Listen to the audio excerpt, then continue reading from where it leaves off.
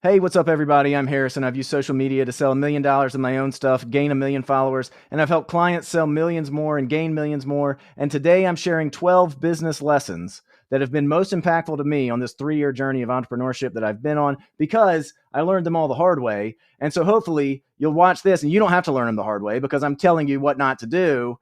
And as always, there's no ping pong, zippity, doo-dah, dopamine edits, no weird whooshing sound effects, just useful information you can start using right now today to make more money. So without further ado, let's dive in. Lesson number one, the best business for beginners in almost every single possible case is a business to business agency.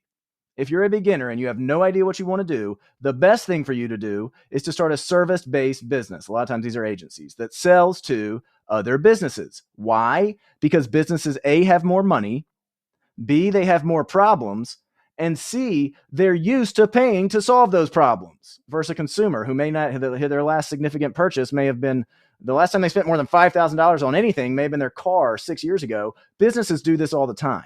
And as an added bonus, you can make better offers to businesses because they're usually done for you services. And those are the easiest to just do for free and it still be worth it to you in the end. So if you have no idea what you want to do, I always recommend starting with a business to business agency type business. Number two, if you're selling your service to businesses, the next thing you have to do is tie your service to money, to revenue. Nobody, and I repeat, nobody ever buys any service-based business in any kind of volume that will support your family if it's not tied to revenue. So if you're thinking you're going to say like, oh no, I design websites for a living. Oh, that's not tied to revenue. Oh yes, it is. And if you're building websites and you don't explicitly tie your website's performance to increase revenue through things like less cart abandoners, lower bounce rate, higher click rate, all of these things that equal more money for the client, if you don't tie it to that, then you're going to get beat up on price and you'll be lucky to sell 2 websites a month for $300 each. So tie your service to revenue. That is what businesses want. More money. Or they want to save time, which equals more money. And if you're not doing that, you're going to have a bad time. Lesson number three, there is a zippity doo dah edit. Okay, dollars raining from the sky. Number three, sell expensive things. And again, this is usually a service, or you could sell consulting business to business, or even coaching direct to consumer. But there's two reasons I recommend selling expensive things as your first venture. One, it's going to have much lower overhead investment requirements. And two, it's going to have a lower required sales volume for you to keep going. And so many guys come to me and they'll say something like, hey, I've got this idea. I'm going to make an app. And it's going to cost $50,000 to develop. And then I'm going to sell subscriptions to it for $10 a month. And the guy might say, okay, so you need to find 1,000 people to buy this thing. And even in the best case, it would take 5 to 6 months before you earned your development costs back.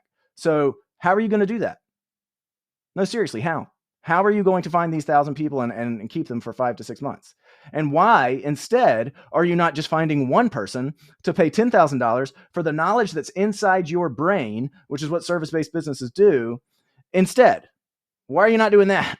If you must make your app, if you simply are just, this is your destiny and you have to make your app, then do it after 5 months of selling your knowledge in between your ears, inside your brain or your expertise, and then you can at least cash flow the development of your app. Plus, you'll learn a ton about business along the way that'll make the app itself easier to sell. So stop doing it backwards. Go expensive first. That's my sincere recommendation to you. Number 4, never build before you sell. Never build before you sell. And you hear this and you might say, wait, what? Yeah, I'm repeating this for you. Never build anything before you've already sold it. That's right. Even Elon Musk lives by this one. If you'll remember, he did pre-orders for the Cybertruck before it ever went into production. And he was charging I think it was $100 for if you wanted to reserve your Cybertruck. And he was doing this to gauge demand because he knew that building this freaking thing would require an insane, huge capital investment. And he wanted to be 100% positive that people actually wanted it before he did that. So if you're a coach or a consultant or an agency owner, or even if you just want to build a course or create some kind of widget, validate it first. Validate it first. And the best way to validate it is to literally get someone to give you cash money for the product or service before it exists. And if you can get people to do that, then you've got a pretty good bet that this thing will sell when it does exist. You see how that works? Never build anything before you first validated that people want it. And the best way to validate that people want it is to just go try and freaking sell it. Number 5, it's way easier to meet demand than it is to manufacture demand. It's way easier to meet demand than it is to manufacture demand. If nobody's already buying the thing you want to do, then it's very unlikely that you're going to be the guy that figures it out, that you're going to create this brand new market that has never existed before in the world. For every pet rock, there you go, pet rock, or for every iPhone that exists, which are products that did, to be fair, create demand, there are literally a million profitable products and services that just sold what people were already buying. For every iPhone and pet rock, there's a million things that were just doing what people were already buying, which gets us to number 6. If nobody's already doing it, you probably aren't going to be first. There's this false idea in entrepreneurship that you have to be first.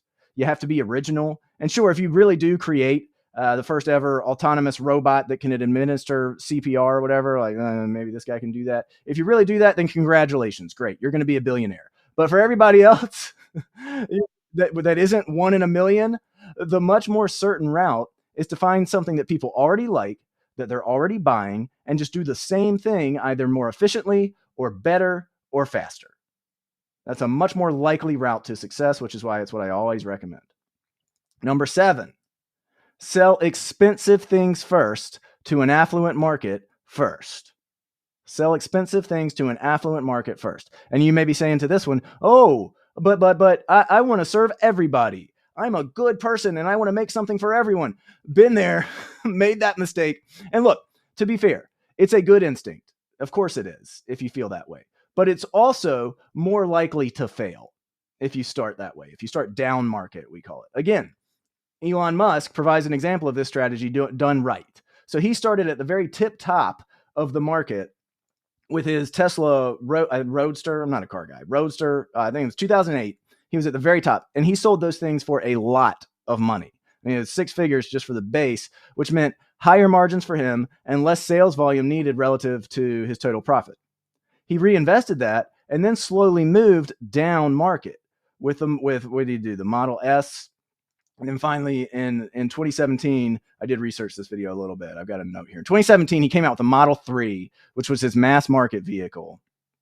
And it was designed to be for everyone. If he'd done this in reverse and he started with the Model 3, then he would have needed to sell more of them at the beginning to even be profitable. And he would have had a brand at that point that was perceived as a mass market brand. And if he did want to then go up market, he would have had a ton of headwinds. It would have been way much more difficult because rich people would have seen Tesla as like a Toyota competitor instead of the brand that he built by doing it the other way, by starting at the top of the market. So what does this mean for you? It is way logistically easier to deliver a $10,000 service to 3 people than a $1,000 service to 30 people. And when you get really, really good at delivering this $10,000 service, then you're more efficient. Then you can go down market and sell at more volume. And you have the added residual benefit of your brand being perceived higher value because before it was reserved for only the top of the market. Okay. Number 7, sell expensive things first. Stop trying to be the hero. You can be the hero, but be the hero after you have secured the bag and you have a profitable business. Then you can help everybody. It's going to be a lot harder to help everybody if you do this backwards, even if that's what you want. Okay. Number 8, trust. Trust beats everything. And the most scalable form of trust is proof, evidence. If you are delivering a service, you need proof that you are good at it and that you get results. This is the single most important marketing that exists. I want you, dear watcher, listener, I mean, this is a podcast too. I want you to collect obscene, disgusting amounts of proof that you are competent at what you do. I want every client or customer that you've ever had, that has ever had success with you, your program or your service. I want you to document it in as much detail as possible. I want every testimonial that you ever receive. I want you to plaster it everywhere, because if everything else is equal, in your service and your marketing, and you have a landing page that's just full, it has no copy on it at all, no copywriting at all, but it has 1,000 testimonials, that landing page is going to outperform a landing page with copy that you pay $100,000 for, but that has 0 testimonials. Everything else equal, the page with nothing but proof outperforms the $100,000 copywriting page every single time. So go get proof so you can leverage this most important growth factor that you have, which is trust. Okay, and along the same lines, number 9, the most powerful form of trust is word of mouth. So a minute ago, I said the most scalable form of trust is proof. The most powerful form of trust is word of mouth. Here's an example from my own life. We were in the market a few years ago, we were in the market for a new car. It was a minivan. Yes, I drive a minivan. I have 3 kids, whatever, get over it. And this is, well, it still is a relatively large purchasing decision for our family. So what did I do when I had this big purchasing decision to make? Well, I didn't go read a bunch of consumer reports. I didn't go test drive 100 different cars. I didn't watch 100 hours of YouTube videos. Instead, I just asked my cousin. I asked my cousin, actually, who had just bought a minivan. I said, what did you buy? And and I asked him, did you like it? And he told me that he got a Chrysler Pacifica and he said he loved it. And boom, that was it. That's the car we wound up with. The only car I drove. I was like, yeah, he was right. This is a good car. And I'm normal. Most people make their purchasing decisions this way. And if they do it for the big things like cars, then you can only imagine how much they do it for the little things. And P.S. as a side note, even if I did read consumer reports and watch YouTube videos, that still would have been me buying based off of trust and word of mouth. It would have just been a more further removed form of trust and word of mouth. So even if that's you're the research guy, you're the 1 in 10 who's doing all this stuff, you still aren't immune to this. You're still buying based off of trust. And that's an incredibly important thing to remember as you're selling your own stuff. Another way to think about this, because it's so important. Imagine if you're sitting at your house, you're sitting in your living room, and a stranger rings your doorbell and they come up to you and they say, hey, I'm so-and-so. I'm here to sell solar panels. I'm going to help you save a lot of money on your electricity bill. Can we set up a meeting where I can tell you about these solar panels? This is a stranger that you've never heard, that you've never met before, you've never seen in your life. 9 times out of 10, that door is getting slammed in this guy's face. It's getting slammed in his face because people don't buy from strangers. But now imagine the exact same scenario. You're sitting in your house and you hear your doorbell ring and you walk up and answer the door and it's your neighbor. Your next door neighbor who you see all the time. You see him when you're getting your mail. You see him when you're getting the newspaper. You see him when you're taking the kids to school. You see, maybe you go to the same church. You go to the same restaurants around town. You have small talk in the driveway every other day. And it's your neighbor and he has the exact same thing to say. He says, hey, I'm selling solar panels. It's going to help you save a lot of money on your electricity. Would you want to have a meeting with me about it where we can talk about it? You're going to say yes every single time, unless you hate your neighbor. But you're going to say yes to your neighbor, whereas you said no to the other guy. But everything else is exactly the same. And that's the importance of trust. People buy from neighbors, so you need to be a neighbor. All right. And along the same lines, I've got lesson number 10. Use your personal network first. Use your personal network first. It's free, a great positive for that. And it leverages that trust. These are your neighbors. These are the people in your life. And if you're brand new, you probably have your first 5 clients or customers in your phone address book or your email address book or your Facebook friends list right this second. They're sitting there waiting for you. So stop overthinking it and fricking talk to them. And if they aren't going to buy, maybe they know somebody who will buy. Before you spend a dime, before you make anything, any content, any cold outreach, any advertising, talk to your personal network first. It's free and it gives you the added benefit of trust. Number 11 is content is the biggest innovation in marketing history. That's right. A robust claim from me, but I believe it. Content is the biggest innovation in marketing history, and there's 3 reasons I believe this. First, it's free ad spend, which just means that you get increased familiarity over time at 0 monetary cost to you. The only cost is the time it takes to create it. And number 2, it leverages trust, which we keep talking about. So it must be important. Because when somebody follows you, what that does psychologically is it makes them feel like they know you, which makes you feel it's going to make them feel a personal connection to you when it's time to buy. That neighbor effect. You become their neighbor slowly over time as they follow you, and they feel like even though you don't know them, they feel like they know you, and that's important. And number 3, similar but different, it creates what I think of as a halo effect, which means that you're automatically going to seem like more of an authority. You're automatically going to seem more edified than your peers, all else equal, if your peers aren't using this tool. So if they're nowhere to be found, but you are, and everything else is equal, you look like the genius. You look like the expert, and you're the one who's going to get the sales. So if you aren't using content in your marketing, no matter what your business is, with almost zero exceptions, like maybe if you're a huge government contractor, you might not need it. Like Lockheed Martin probably doesn't need to go live on Instagram. Although I have seen that they do have a big Instagram page. So even they do it. Even they use it. But you aren't Lockheed Martin. And if you're not using content marketing, you're leaving money on the table. I guarantee you that. Lesson number 12, our last lesson. And I put this one in here because I think it's important and it's top of mind because I had a client come to me recently with this problem. Tire kickers will destroy your business. Chasing tire kickers will destroy your business. What is a tire kicker? In case you don't know, it's somebody who takes forever to make a decision, and you got to following up. You're talking to weeks or months, and they ask 1,000 questions, and they're like, "Well, can you send me more documented information? Can you send me white papers? I've got a million questions." These people are not buyers. They're not buyers, and if you keep chasing them, it's going to destroy your business. Why is that? Because it takes well, first off, let me preface this. Why does it matter?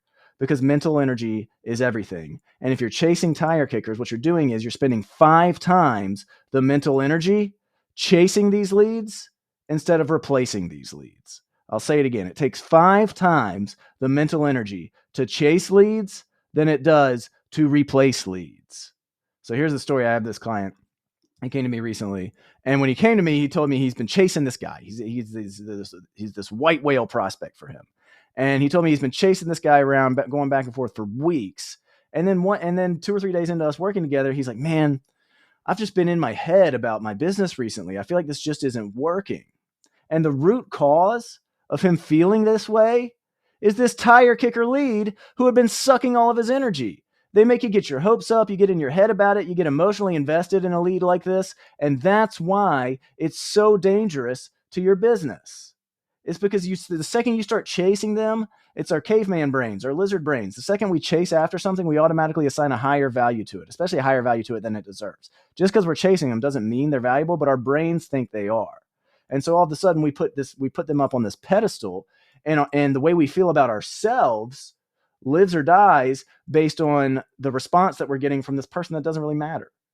And the mental energy that you're expending on that is going to bleed into all other areas of your business, when you could have just spent that mental energy going and finding 10 new people who are actually ready to do this and who respect your time, respect your abilities, and are ready to take you up on your offer and get the results that you're going to get them.